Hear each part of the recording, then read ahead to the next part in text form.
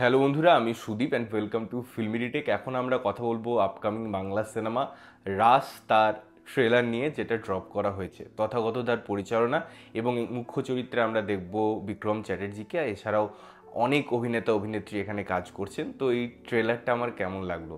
দেখুন, এই ট্রেলারটার যদি গল্প বা সিনেমার যে আবহ ডিজাইন করছে, সেখানে বিক্রম একটা গ্রাম থেকে উঠে আসছে, তার বাবার সাথে সে চলে যায় এবং পরে সে আবার নিজের জায়গায় ফিরে আসছে। কেন ফিরে আসছে? এই পরিবারের মানুষগুলোর মধ্যে যে একটা মনোভাব দেখা যাচ্ছে বিক্রমকে নিয়ে, তার বাবাকে নিয়ে, সেটাই বা কেন হচ্ছে? এবং এই যে রাস উৎসব, যার উপর বেস করে সিনেমাটার নামকরণ এবং এই বাড়িরও একটা অবস্থান, সেটাই বা কেন? এই সমস্ত অ্যান্সার সিনেমায় পাবো।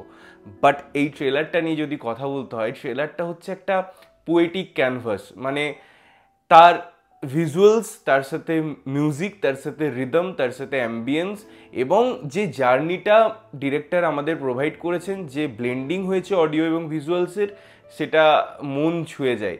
একটা স্নিগ্ধতা আছে, একটা সময়ের কথা আছে, একটা পরিবারের কথা আছে এবং তার সাথেও যেটা আছে সেটা হচ্ছে নস্টালজিয়া। আপনি যদি পথের পাঁচালী দেখেছেন, আপনার যদি পথের পাঁচালী প্রিয় সিনেমা হয়, বা আপনি যদি তরুণ মজুমদারের সিনেমা দেখে থাকেন, আপনি যদি আলো দেখেছেন, আপনি যদি চাঁদের বাড়ি দেখেছেন, বা আরও এরকম অনেক সিনেমা আছে যেগুলো পারিবারিক সিনেমা, সোকল্ড আমরা যদি তখন ফ্যামিলি ড্রামা বলে থাকি, তার একটা আলাদা ডেফিনেশন ছিল। আপনি যদি বন্ধন দেখেছেন রিসেন্ট টাইমে জিতেরও, এই সমস্ত সিনেমা না আপনার মাথার মধ্যে অজান্তেই ঘোরাফেরা করবে। আপনি ভাববেন সেই পুরনো সময়টাই ফিরে গেছি, যেখানে সহজ সরলভাবে একটা পরিবারের গল্প এবং একটা সিনেমাটিক আঙ্গিকে পুরো জিনিসটা ওই সিনেমাটাকে হাইলাইট করে। শুধুমাত্র কিন্তু এটা একটা ফ্যামিলি ড্রামা হয়ে থাকে না, তার মধ্যে যে ক্যানভাস প্রোভাইড করছে, যে স্ট্রং একটা সাবজেক্ট প্রোভাইড করছে, যে বাড়ির একটা রুটের কথা বলছে বা সেই জায়গাটার কথা বলছে, সেটা অনবদ্য। ইনফ্যাক্ট এখানে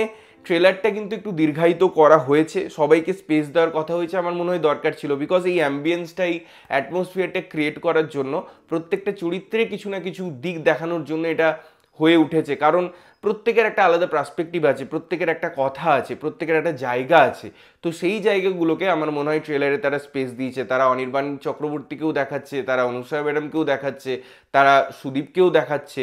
তো সমস্ত জিনিসটার একটা ব্লেন্ডিং এখানে পরিচালক করতে চেয়েছেন এবং সেই হাইলাইট পয়েন্টগুলো আমার মনে হয় দারুণভাবে ওয়ার্ক করে। যে কোনো স্নিগ্ধ পরিবেশনায় না ওই যদি সততাটা থাকে, তাহলে অটোমেটিক আপনার বুকে এসে সেটা ধাক্কা বাঁধে।